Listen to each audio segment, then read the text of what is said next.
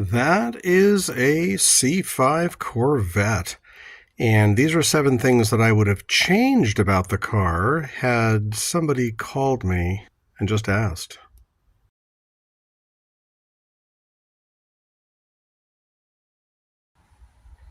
And that is the engine compartment of a C5 Corvette. And I know I've kind of run roughshod over this one previously, but again, that is the battery. That is a very good battery. It's an active glass mat design battery, so it isn't prone to leaking.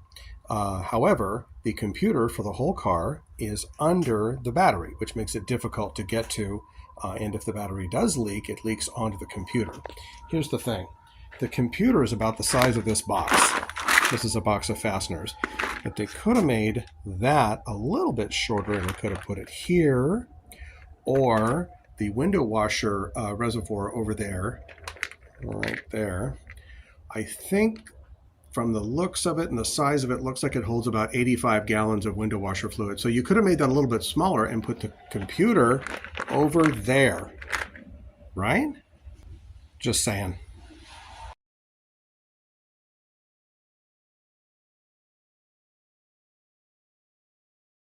Again, that is the engine compartment of a C5 Corvette.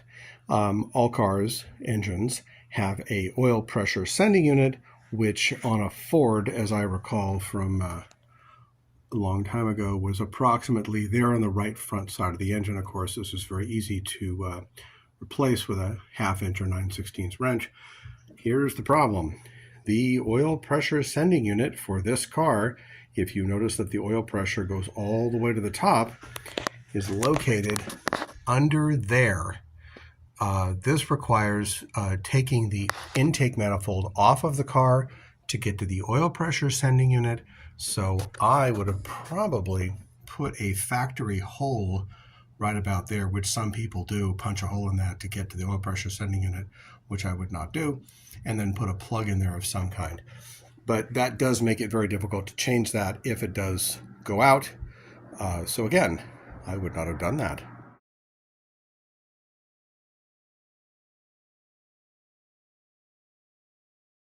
That again is the engine compartment of a C5 Corvette, and that right there is the clutch reservoir. This is a 6-speed car.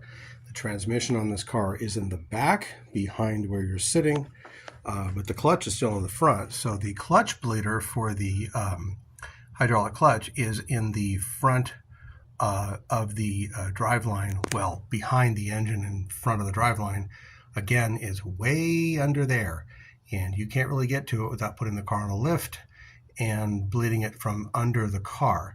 Now, if you ever take the transmission and the clutch out of these cars, you want to put a remote bleeder in, which kind of looks like that tube there, and it brings the bleeding system up to approximately there where you can reach it, and then you can bleed the car or the clutch system from inside the car and right underneath the hood.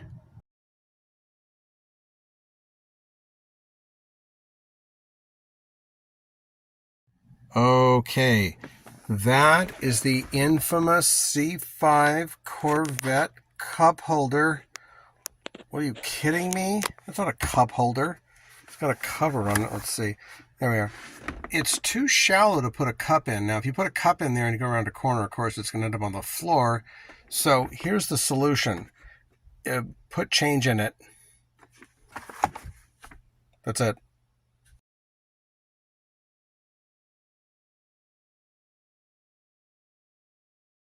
And hey, you know what? When you say, oh man, you're sitting in the cheap seats, that's kind of what happened with this car.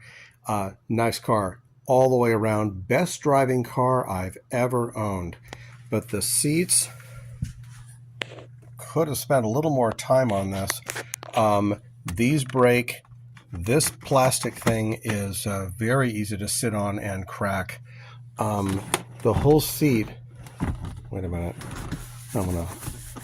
where's the unlock thing? There it is. If you lift this forward, you can just feel it. They're very thin, and I would have put a little more time into these, since that's the thing that holds you in the car when you're going around corners and stuff, you know. just me.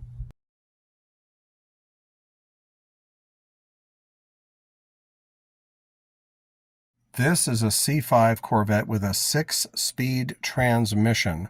Approximately a third of the cars came with a 6-speed. It was a special order item. And here's the story.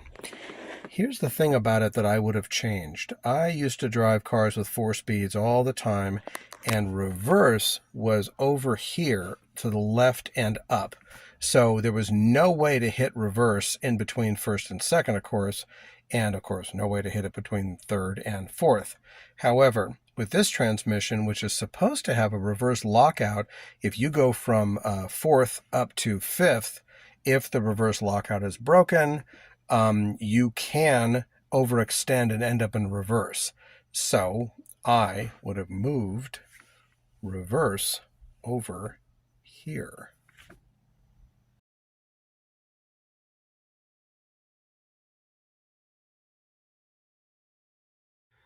Okay, so this is probably the most microscopic observation I'm going to make, but I found this a little peculiar. I had a 1970 Mach 1 Mustang many years ago, and it had a vent system at the bottom of the doors. So when you close the doors and or the trunk, you could close the doors and the trunk. This car kind of doesn't do that. It seals well enough so that if you open up the hatchback, there's the hatchback, with the doors closed and the windows rolled up, you can't close the hatchback. However, if I open the door and open the hatchback again and close the hatchback, watch the door. There we go. Now you can close the door. Just saying.